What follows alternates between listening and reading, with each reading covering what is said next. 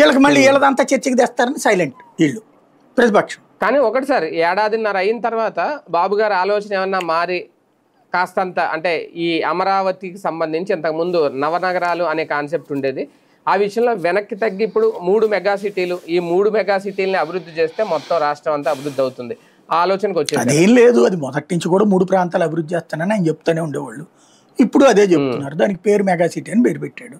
ఎందుకంటే ఈయన ఎట్లాగా అన్నాడు కాబట్టి 3 రాజధానులు కాదు, మేము దాన్ని మెగా సిటీలకి డెవలప్ చేస్తున్నాం.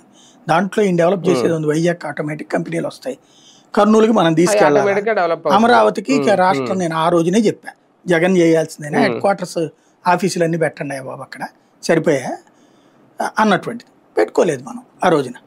లేదా దాన్ని ఏ ఎడ్యుకేషన్ హెల్త్ హబ్ కింద మార్చండి ఇక్కడ అన్నటువంటి అసెంబ్లీతో పాటు. అది మిస్ అయ్యారు.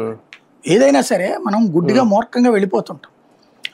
ఇంకొకటి ఏంటంటే నవనగరాలు, అది మనం అదేదో పాలై డైలాగ్ ఉంది కదా, ఎన్నెన్నో అనుకుంటామని. అక్కడ ముందు అమరావతిలో ఎన్నెన్నో అనుకుంటే కుదరదు అక్కడ. ఎందుకంటే నవనగరాలు రావాలంటే హెల్త్ మొత్తం ఇప్పుడు హాస్పిటల్ అని అక్కడికి వస్తాయా? అక్కడ ఉన్నటువంటి 1,00,000 మంది పబ్లిక్ కోసమా ఏది 100 పడకల ఆసుపత్రులు 1000 పడకల ఆసుపత్రి నడిపేది? ఇప్పుడు నేను వెళ్ళాలి గుంటూరు నుంచి, లేకపోతే బెజవాడి నుంచి వెళ్ళాలి. ఆ మూలకి ఎందుకు వెళ్తా నేను? నాకు తెలియక అడుగుతా. నా ఊళ్ళో హాస్పిటల్ ఉండగా ఇప్పుడు హైదరాబాద్కి ఎందుకు వెళ్తాం?